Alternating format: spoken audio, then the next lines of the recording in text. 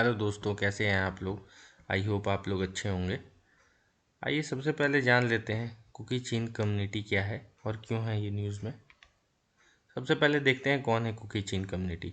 बांग्लादेश के चिटगांव एरिया में, हालांकि दिस एरिया, ये जो एरिया है बांग्लादेश का चिटगांव एरिया, इस एरिया में रहने वाले ट्राइब्स को हम कुकी चीन कम्युनिटी कहते हैं।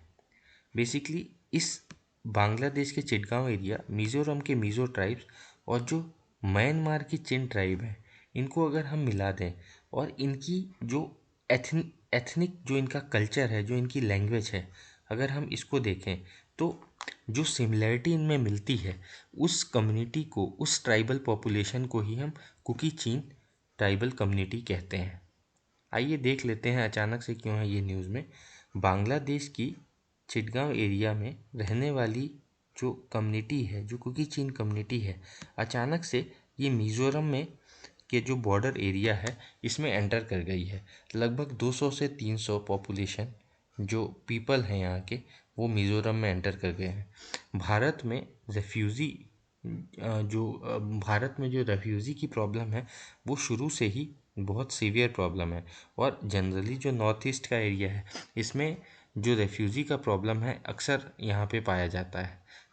पहले का भी अगर हम न्यूज़ देखें तो जो रखायन का इशू है, वो भी, उस केस में भी रेफ्यूज़ी एंटर हुए थे। अगर हम देखें तो जब म्यांमार में जो जब आर्मी ने अपने कंट्रोल में लिया, तो म्यांमार का एक बहुत हैवी पॉपुलेशन इंडिया की तरफ आ गया था।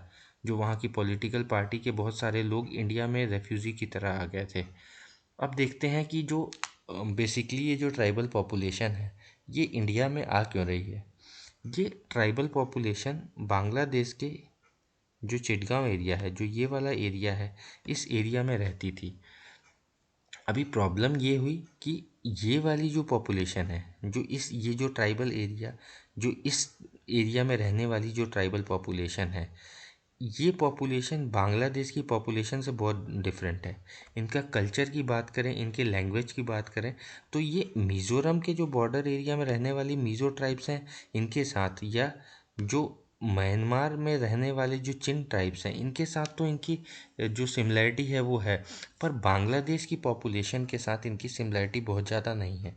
इसके वजह से जो इनकी जो एक पॉलिटिकल कुकी चीन नेशनल फ्रंट है, ये जो बांग्लादेश की जो गवर्नमेंट है, इनसे डिमांड करती रहती है कि इनके लिए एक सेपरेट स्टेट यहाँ पे डेवलप कर दें। लेकिन जो बांग्लादेश की गवर्नमेंट है, उसकी तरफ से, या हम कहें बांग्लादेश आर्मी की तरफ से, आर्मी के और जो कुकी चीन नेशनल फ्रंट है, इनके बीच में अक्सर कॉन्फ्लिक्ट होता रहता है। अब जो कुकी चीन नेशनल फ्रंट है, इसकी ही जो एक आर्म्ड विंग है, उसका नाम है कुकी चीन नेशनल आर्मी। अब जब भी कॉन्फ्लिक्ट होता है तो कुकी चीन नेशनल आर्मी और जो बांग्लादेश की आर्मी है, इनके बीच में होता है। और जब भी ये जो कॉन्फ्लिक्ट होता है तो इस एरिया में रहने वाली जो पुअर पॉपुलेशन है, वो यहाँ से मिज़ोरम की तरफ आ जाती है। पहले भी ऐसा हुआ है कि ये जो पॉपुलेशन है ये मिज़ोरम में आई है।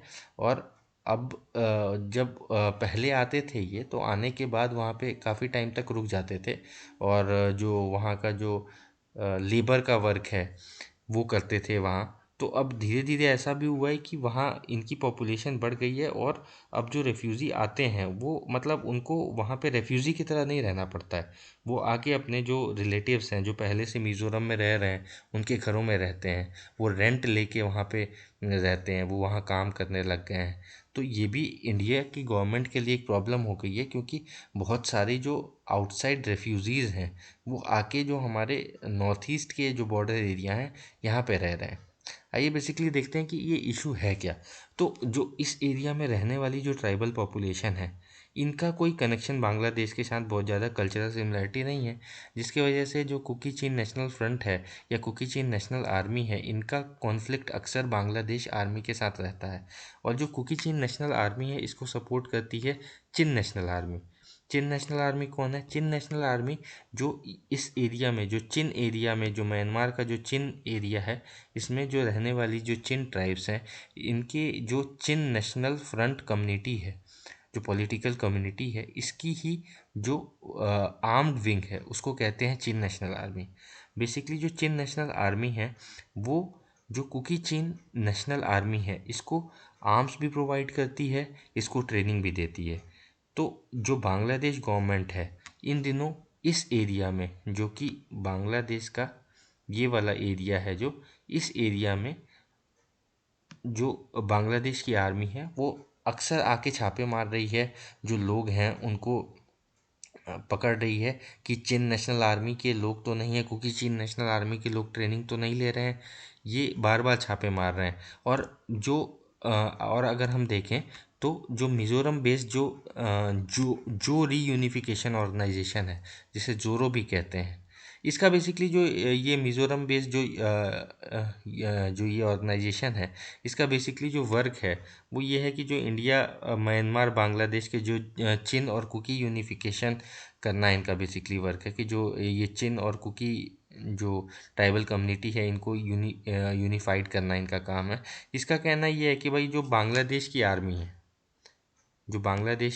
है और जो म्यांमार में जो अरक्कन आर्मी है, अरक्कन आर्मी वो आर्मी है जो जब रखाइन इशू हुआ था तो जो रखाइन में रहने वाले जो मुसलमान थे वो खुद को बचाने के लिए एक आर्मी का इन्होंने खुद से ही डेवलपमेंट किया था, वही है अरक्कन आर्मी। तो अभी बांग्लादेश का कहना ये है, जो इनका कहना ये है कि जो बांग्लादेश की आर्मी है उसने अरक्कन आर्मी जो मिज़ोरम बेस्ड जो यूनिफिकेशन ऑर्गेनाइजेशन है, इसका कहना है जो बांग्लादेश की आर्मी है उसने अरक्कन आर्मी के साथ मिलके एक जॉइंट ऑपरेशन किया है कुकी चिन नेशनल आर्मी के खिलाफ।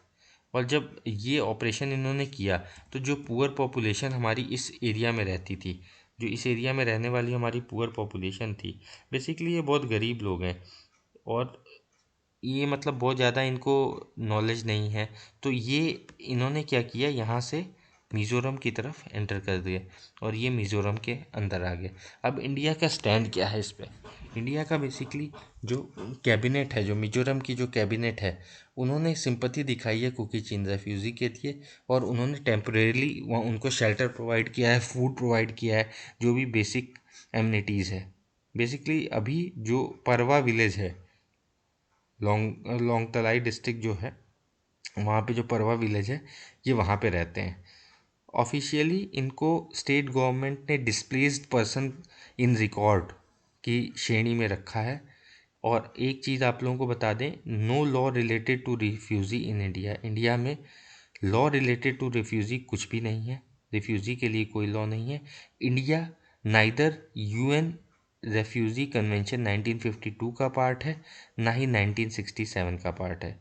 तो ये पूरा था कुकी चिन जो हमारा रिफ्यूज़ी इशू है इसके ऊपर। आई होप आपको पसंद आया होगा। Thank you.